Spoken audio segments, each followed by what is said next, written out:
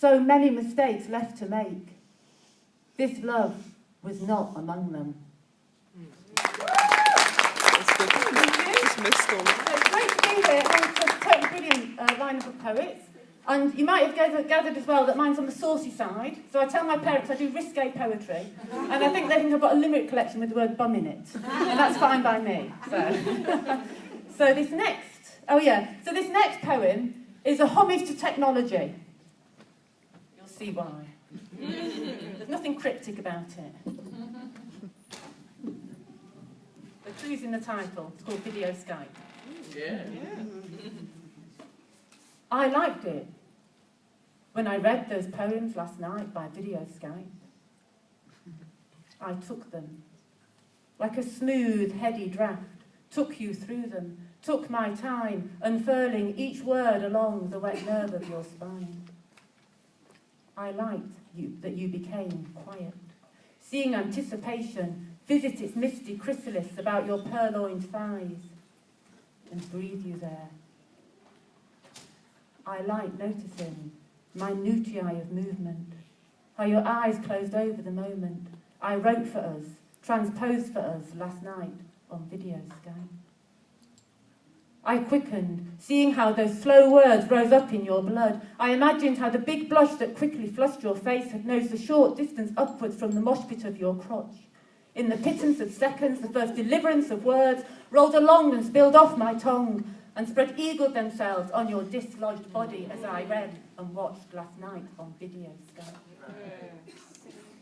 As I read and watched your flickering eyelids smudge the screen last night, I caught the blue core of my bareback possessives and birds as they nudged the air into shape along our arms, belly, breast, scalp, nape.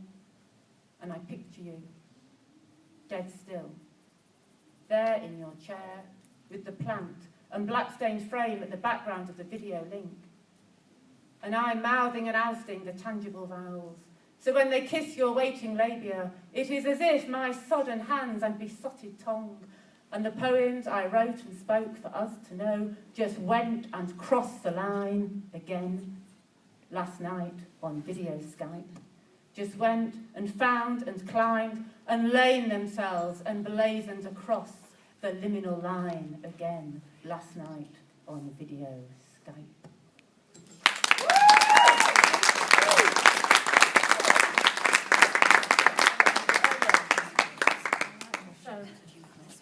I've not been able to drink much and get thirsty because I can't wash my hands. It's all written on here, so. Can we have a bit more mic, please? Thank you. Okay, this is a darker shade of grey. It's called Come What May. I'm back in that room where your look took me to a particular spot on the tartan carpet and made me stop there. Quite precisely. Game. It smells the same.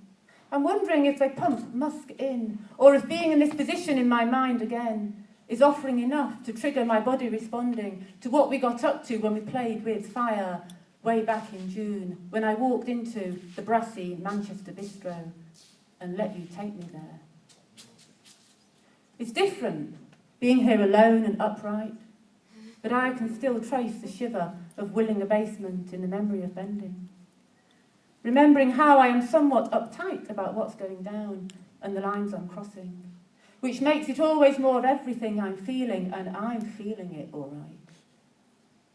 And if there's a word that merges risk and sexy and trust into a verb that has its roots in the terms delicious, then this is it in slow motion. Holy shit, am I really doing this? Action. You got me, babe. And the best of it is I got you too, mouth to a flame, ravenous. How we arrive at this place where love is not a possessive, but an entire language, our common tongue. How you bloom through me. How you move through me. The bloom of the rose of your hand on my ass. My rose responding, open-throated. I'm cavernous in anticipation. I'm all that I am in this space we create, naked as ever I will be, empty of pretenses. I let, you give suspended. Your kisses claim and sting.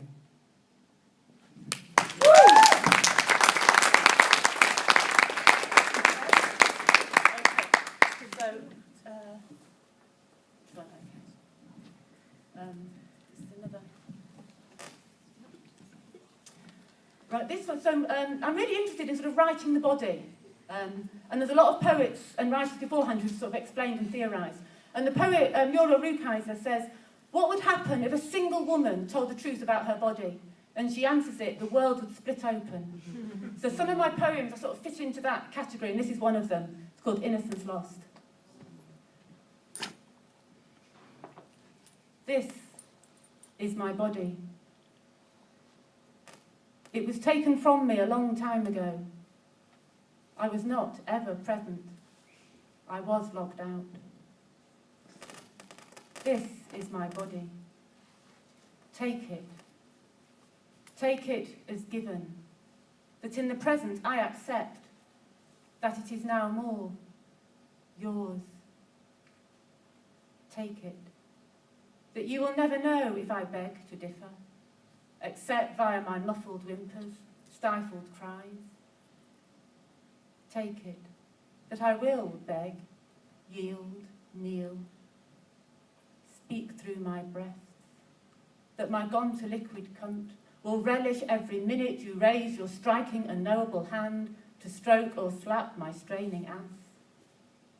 That the air between my legs will reek with sharp, sweet bitters, timeless months after you've gone.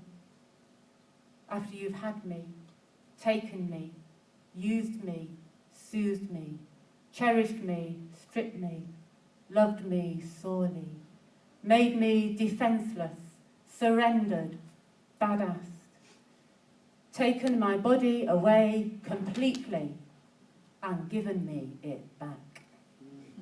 Woo!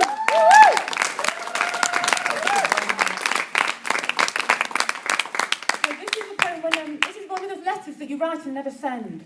It's called Query, and it's when I was in rented accommodation. It had rules. It's like a homemade contract. So one of them was, it'd be appreciated if tenants took their shoes off in the hallway. Absolutely fine, lovely, great.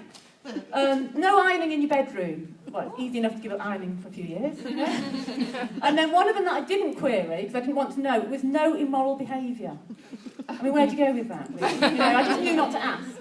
So I wrote this poem instead, and as I say, it never got sent. It's called Query. Sirs, madam. My question is whether it is moral or not to receive a leather collar through the letterbox. I don't have a dog. Once it was opened and tried, I noticed it came from a place of no return, and I can't go back. Did I mention the lock? I rather feel as if my hands are tied. In a bit of a bind.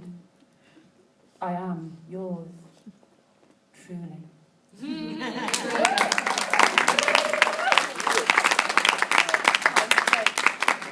Okay, so a lot of my poetry I do to a mixed sort of general audience, and what I've worked out is that if you put humour in, you can get away with a lot more. Humour isn't a shockable, yeah, you stumbled on that one, brilliant. So this one, it's called Out of My Mind, and I get away with it.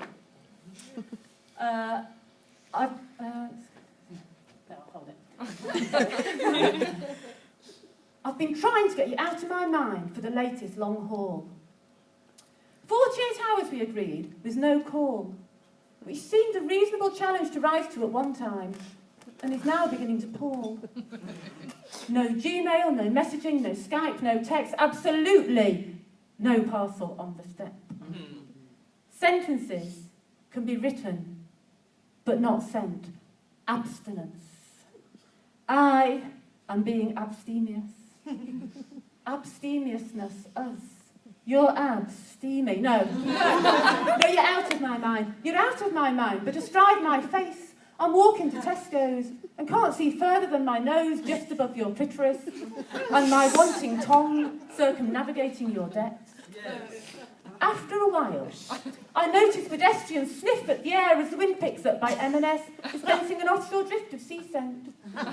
So the spectacle wearers puzzle through salt-misted lenses and redden a bit, and the pavement feels pebbled, and you can taste the tang of wet silver and ocean and hair, and are properly aware of the fabric rub of those clothes on your thighs, and focus in on the intimacy of texture and pattern and chafe. Which process blanks out the traffic racket and you're totally there.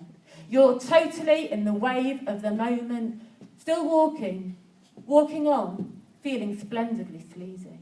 This is awesome. Easy. Some people get nervy, avert eyes pretend, but others stride out all bravado, and you can see how they want to laugh and slap a stranger's back and let them in on this delicious secret, but don't quite dare to. Anyway, I'm breezing into Tesco's now, adrift and afloat. I've got you to myself. You're close. When I hold you by the hips and lift the ginger biscuits off the shelf, you come all over Elfest, all over my throat.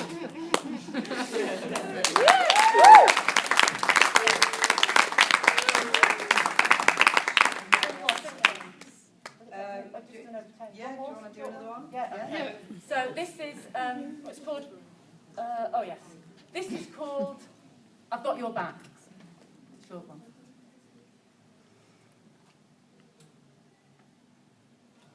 So I'm breathing down your neck. So I'm holding you from behind. I've got one of my big hands on your small butt. The other roams. Now pinching, cupping, teasing, travelling, getting sucked in, opening your cunts on pleasuring, fathoming, rousing.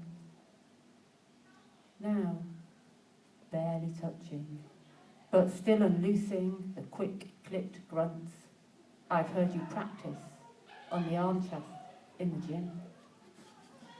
Unspooling you, pulling you through, demanding, circling, pressing, guessing, sensing longing muscles tighten and the gut clutch of my penetrating desire. Then, feeling fingers give, heeding your rhythm, as I breathe down your neck, grip your small butt, shudder as you come from behind. Thank you.